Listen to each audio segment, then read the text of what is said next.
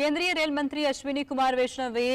Bullet train પ્રોજેક્ટની મુલાકાત કરી હતી અને આ દરમિયાન તેમણે કામગીરીનું નિરીક્ષણ કર્યું હતું. બુલેટ ટ્રેન માટે કેવા પ્રકારનું ઢાંચો જોઈએ અને કેવા પ્રકારનું કામ થઈ રહ્યું છે તે અંગે મીડિયાના માધ્યમથી તેમણે જાણકારી આપી. 350ની સ્પીડ પર ચાલતી બુલેટ ટ્રેન સ્ટેશન પર આવે ત્યારે કેવા પ્રકારે કામગીરી કરે છે, કઈ કઈ બાબતોનું ધ્યાન રાખવામાં આવે છે તે અંગે પણ તેમણે જાણકારી આપી હતી.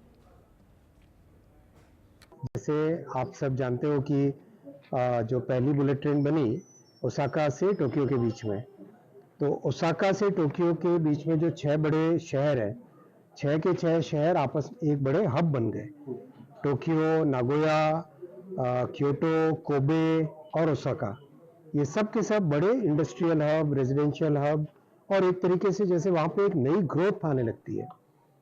वैसा ही मुंबई अहमदाबाद के इस कॉरिडोर में भी आप देखोगे ठाणे, वापी, सूरत, बड़ौदा, बिलमोरा, आनंद, ये नडियाड और आनंद का एक जगह कॉमन पॉइंट है ये,